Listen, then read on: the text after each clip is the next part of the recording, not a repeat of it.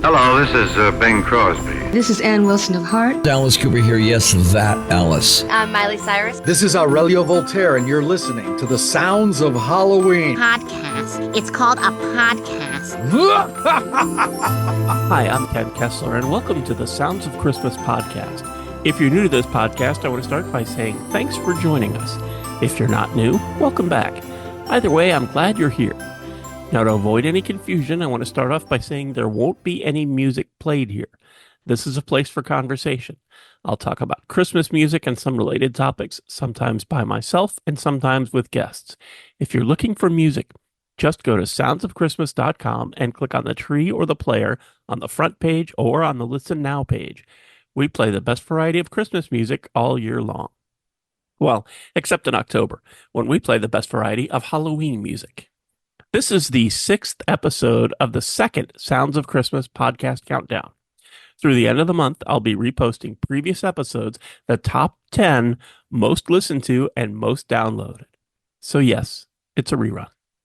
In fact, it's technically the 6th of 10 days of reruns, all leading up to the new season of the Sounds of Christmas station on November 1st, and at least one brand new podcast here. But I wanted to make sure that that was clear up front. You may have already listened to this episode, and I'm not really adding anything new to it. So if you don't want to hear it again, you should stop listening now. Still here? Well, I tried. Number 5 is alive. Five. Number 5. The 5th most listened to and most downloaded episode of the Sounds of Christmas podcast is actually the second most recent on the countdown, being just released last month. This was the episode all about the Sounds of Christmas switch to the Sounds of Halloween, which began on October 1st and runs through Halloween night. This is a tradition I started years ago in the early days of the Sounds of Christmas station. I'm going to share this story once again as I think it really illustrates how and why the Sounds of Halloween came to be. Like most families, Halloween and Christmas have always been big at our house. Lisa and the kids are on the Halloween side while I'm with Santa. I learned long ago not to try and convert any of them. I think what happened at Disneyland once explains it best. In one of the studios at California Adventure, you can use this machine to determine which hero or villain you are. I was Tarzan. All 3 of them were villains. Oh well, they love me anyway. So as we move toward October, I get super busy working on the new season of The Sounds of Christmas. While the station stays on year-round, I had decided to make a change in October, turning The Sounds of Christmas into The Sounds of Halloween from October 1st through Halloween night. I admit, mostly, this was just for my family. While I kick the tires and otherwise make sure everything is set to go for the coming season, including loading lots of new music. But I found there are a lot of other people that love Halloween too. So year after year, I've expanded the Halloween playlist, finding more and more Halloween music. With all that said, what is Halloween music?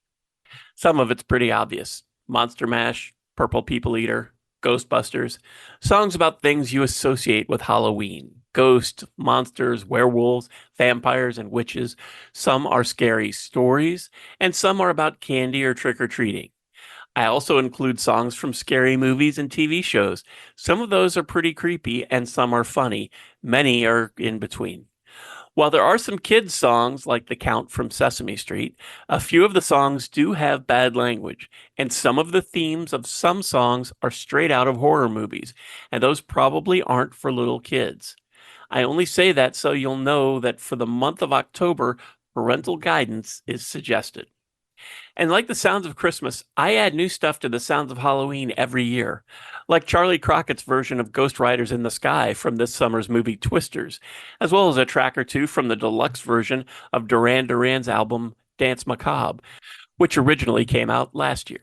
Miley Cyrus doing Psycho Killer is another new one I'm adding this year, and there's new music from Disney Plus's series Agatha All Along.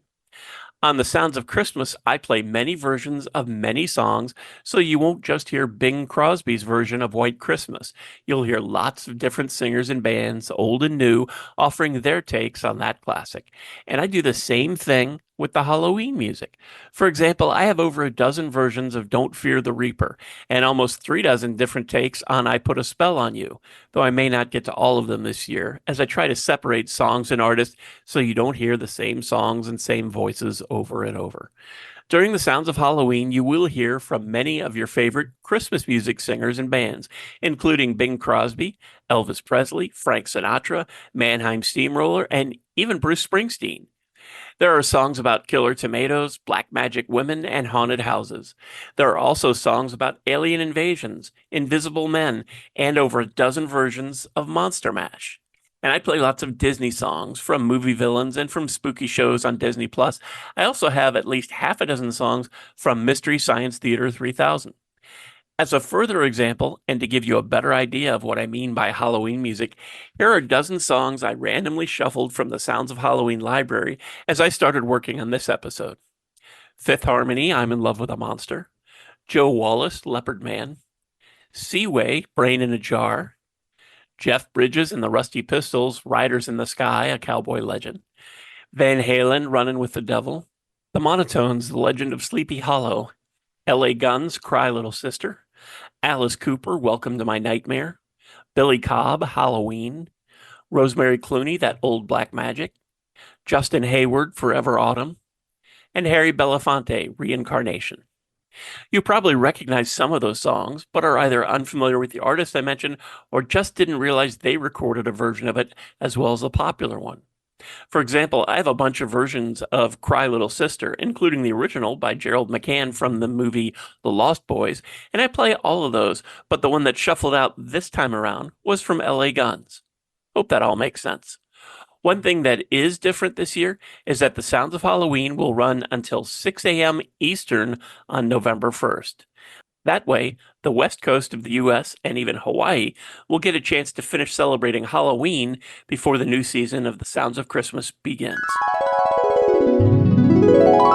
Thanks so much for listening, helping me share some Halloween and Christmas spirit, and for continuing to support the Sounds of Christmas station and podcast.